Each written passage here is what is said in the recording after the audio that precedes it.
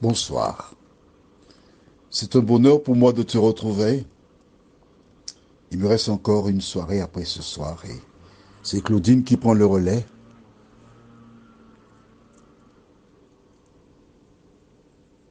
Pierre et Jésus, numéro 7. Mais juste avant, prions. Nous voici encore, Seigneur, en ta présence, afin de te louer, te bénir, te psalmodier, te rendre la gloire qui t'est due. Merci de nous avoir éclairés sur la parole. Merci de continuer ton œuvre. Nous t'avons prié parce que le Saint-Esprit nous conduit dans toute la vérité. Au nom de Jésus. Amen. Jésus a été arrêté.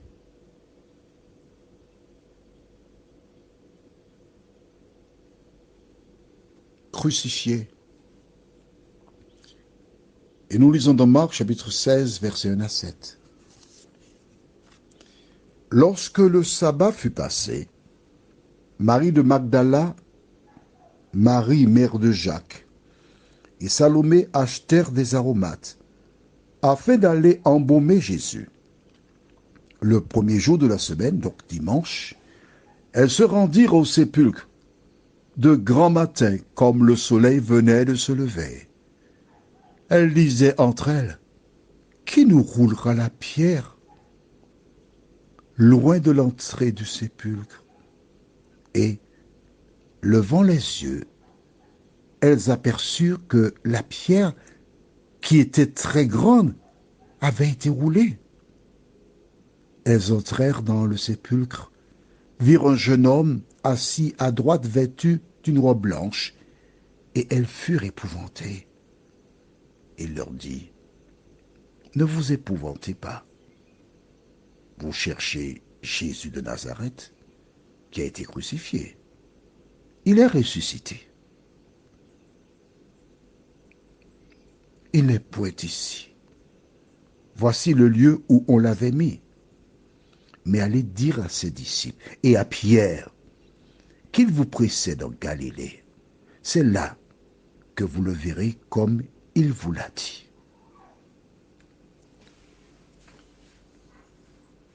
Et à Pierre. Tu as vu? L'ange a donné un message aux femmes. Jésus donne rendez-vous aux disciples et à Pierre. Pierre qui l'a renié. Je ne t'ai pas développé ce thème parce que je suis coincé par le temps. Je dois finir demain. Mais il faut que tu fasses un petit travail de recherche. D'accord? Bon, si à l'occasion, il y a un souci quelconque, je vais développer cela dans le soir parce que tous les audios du matin jusqu'au 31 décembre sont déjà enregistrés. On ne peut pas revenir dessus. Mais Jésus mentionne, l'ange mentionne et à Pierre. Parce que Pierre pourrait imaginer que, après tout ce qu'il a fait, il a renié le Christ, il a dit je ne connais pas, il a blasphémé, il a injurié, il a parlé des légumes du pays, que c'est plus son truc, quoi. Il laisse tomber. Mais il est invité à une réunion. Il a été à la réunion, d'accord, ok, c'est bon. Mais que fait-il? Allons dans Jean chapitre 21, versets 1 à 3. Jean 21, versets 1 à 3. Nous lisons. Après cela, Jésus se montra encore aux disciples sur les bords de la mer de Tibériade. Et voici de quelle manière il se montra. Simon-Pierre, Thomas, appelé Didyme, vous savez, 2, Nathanaël, 3, de Cana en Galilée, les fils de Zébédée, ça fait 5, et 2 autres disciples de Jésus, ce qui fait 7, étaient ensemble. Simon-Pierre leur dit, je vais pêcher. Ils lui dirent, nous allons aussi avec toi.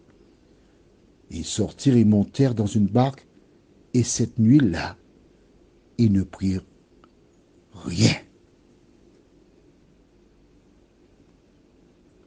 Rappelle-toi, tu gardes la page.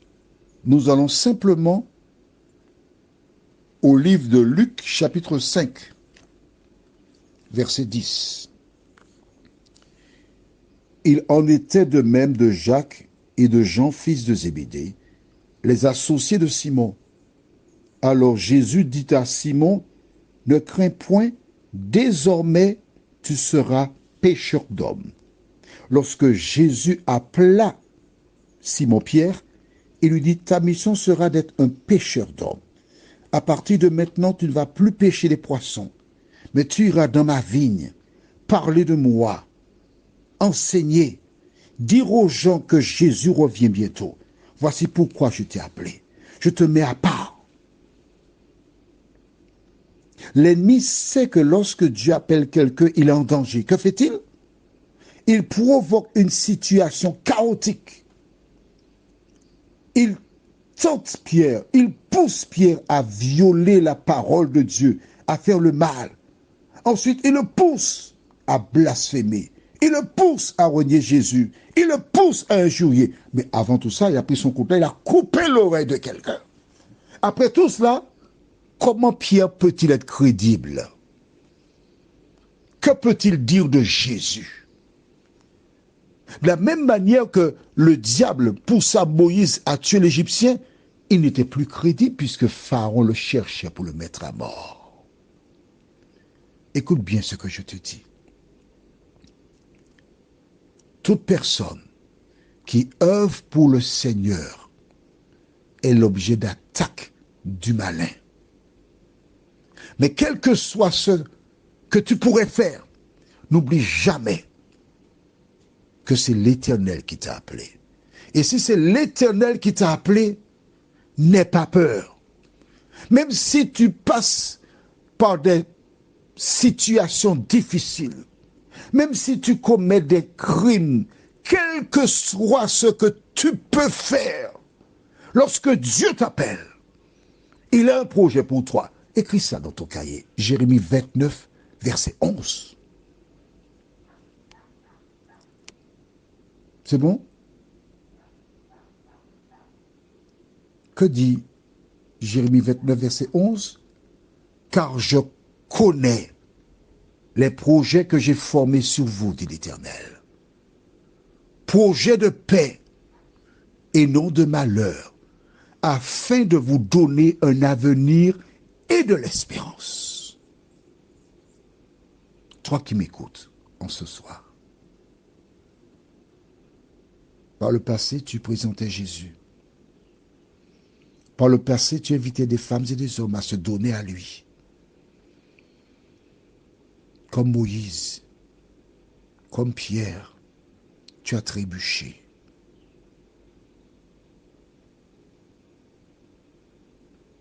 Mais Dieu t'a conservé la vie. Qui que tu sois, ne pense surtout pas que Dieu ne peut pas te pardonner. C'est ce que le diable dit à tout le monde. Tout ce que Dieu te demande, c'est de reconnaître tes erreurs, de lui demander pardon. Le pardon est là, en train de t'attendre. Je t'invite à lire tout le chapitre 21, mais nous allons directement versets 15 à 17. Après qu'ils eurent mangé, Jésus dit à Simon-Pierre, « Simon, fils de Jonas, m'aimes-tu plus que ne m'aiment ceux-ci » Il lui répondit, « Oui, Seigneur, tu sais que je t'aime. » Jésus lui dit, « Paix mes agneaux. » Il lui dit une seconde fois, « Simon, fils de Jonas, m'aimes-tu » Pierre lui répondit, « Oui, Seigneur, tu sais que je t'aime. » Jésus lui dit, « Paix mes brebis. » Regarde bien, au départ c'était agneau, maintenant mes brebis. Catégorie supérieure. Même question. Il lui dit pour la troisième fois, « Simon, fils de Jonas, m'aimes-tu » Pierre fut attristé. de ce qu'il lui avait dit pour la troisième fois, m'aimes-tu? Et il lui répondit, Seigneur, tu sais toutes choses. Entre parenthèses, tu sais que j'ai le verbe haut, mais j'aime l'expression créole qui dit jolfo. Tu sais que je suis impulsif. Tu sais que quand il y a une bagarre, je la prends. Mais tu sais qu'au fond de mon cœur, je t'aime, Seigneur. Tu sais que je t'aime. Jésus lui dit, tu es mes brebis. Toi qui m'écoutes, comme Pierre, tu as honte de ton passé. Comme Pierre, tu réalises que tu n'as pas été un modèle. Tu es indigne de parler de Jésus. C'est ce que le diable te fait penser. Mais note bien que la question que Jésus pose à Pierre à 3 reprises, m'aimes-tu? Et c'est la même question que je te pose. Aimes-tu Jésus? Prions. Notre Seigneur et notre Dieu, nous découvrons